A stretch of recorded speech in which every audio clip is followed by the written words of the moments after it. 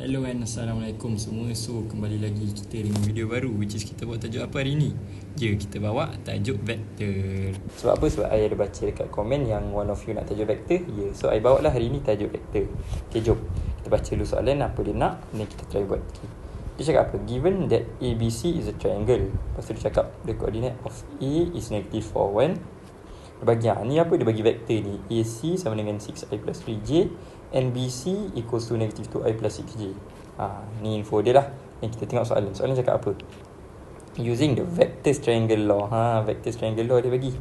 Find the coordinate of the midpoint. Dia nak midpoint apa ni? Midpoint of BC.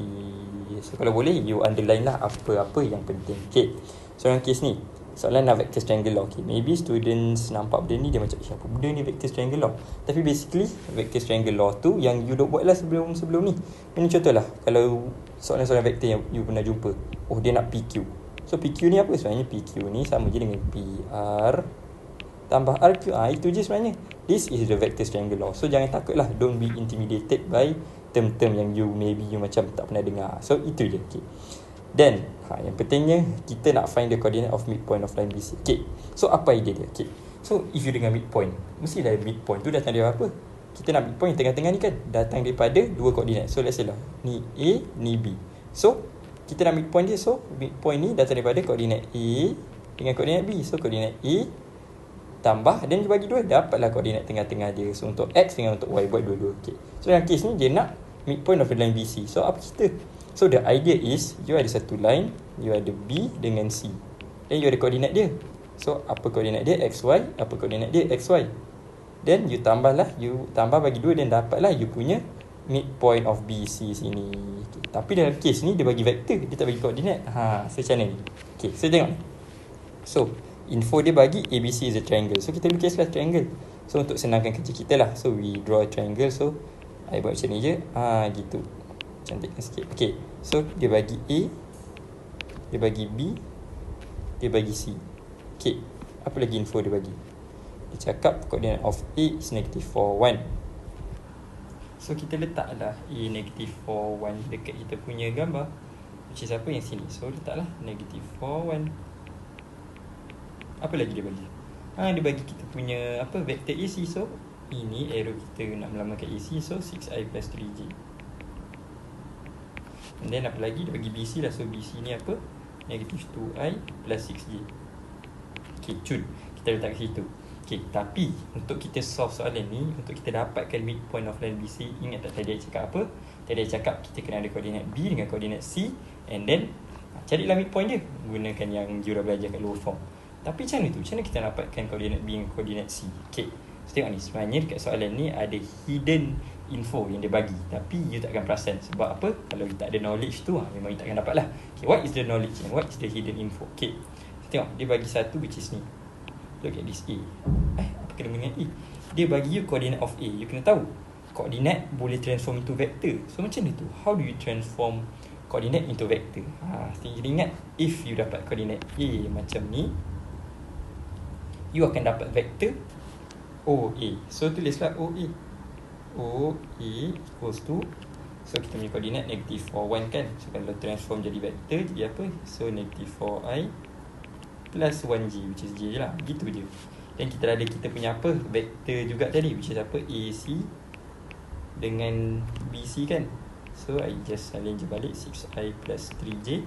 Gitu. And then BC kita apa? Negative 2i plus 6j. Gitu je lah. Lepas tu apa nak buat? Okay, ingat, kita dah tahu koordinat A boleh jadi vector OA. Kita kena tahu juga vector OA pun boleh jadi koordinat A. Apa kena mengena? Just terbalikkan je. The important part is here. Untuk B dengan C, ingat kita nak find koordinat B dengan koordinat C, lepas tu cari midpoint dia. So if you gunakan apa I cakap tadi untuk OA dengan A, you must know, then untuk kita cari koordinat B, kita kenalah ada vector OB. Untuk kita cari koordinat C, kenalah ada vector OC. Gitu. So macam mana tu? So tengok ni, kita tahu OA tu negative 4i plus j. Cuba kita terbalikkan. Jadi apa? Jadi AO. So kalau AO jadi apa? Kalau OA negative 4i plus j, AO dia terbalik je lah sign dia pun. So jadi 4i minus J gitu. Okay, kenapa kita nak AO ni pula? Tengok ni. So kita tahu AO tu ni, dan tengok ni, AC kita boleh buat something yang AC. Kita boleh pecahkan dia. Ingat kita kena main pecah-pecah untuk dapatkan kita punya answer.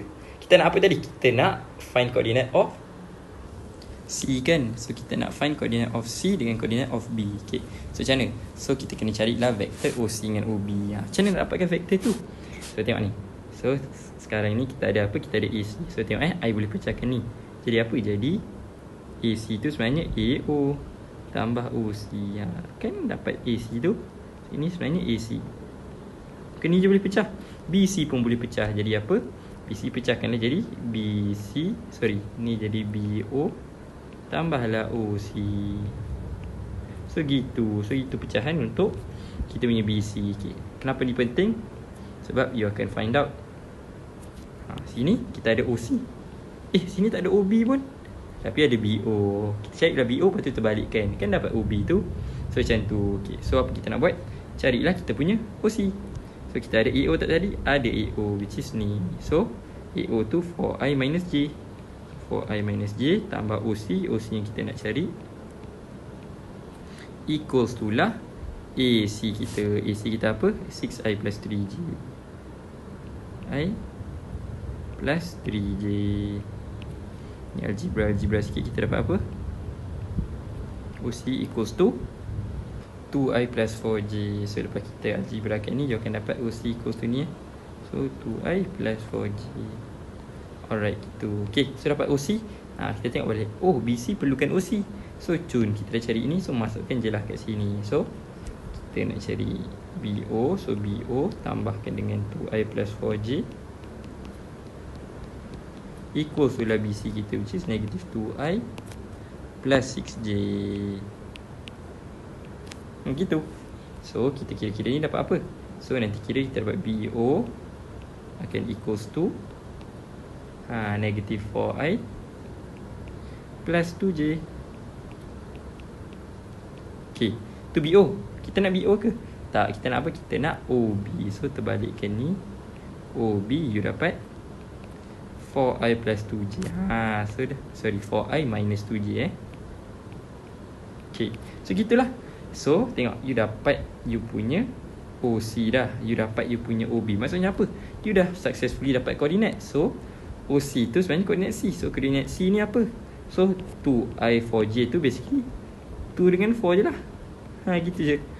And then okay, ni cantikkan sikit. 2 dengan 4. And then OB ni basically apa? Koordinat B lah. Which is apa? Which is 4 dengan negative 2. Dah dapat sini. Jangan cakap pula yang you tak tahu nak buat macam mana nak dapatkan jawapan dia. Soalan minta midpoint of BC. So you buat apa? Pergi je lah cari midpoint BC. Ni guna formula yang you belajar lower form masa tu Which is apa? Which is you buat lah X tambah X bagi 2, which is 4 tambah 2 bagi 2. And then Y tambah Y bagi 2, which is negative 2 tambah 4 bahagilah 2. And then dapatlah your answer, which is apa? 3Y. Dan itu je lah. Itu je answer dia. Settle. So kalau korang ada nak apa-apa yang I cover untuk next video, then bagi tahu je lah nak tajuk apa. Okay, itu je. Ciao.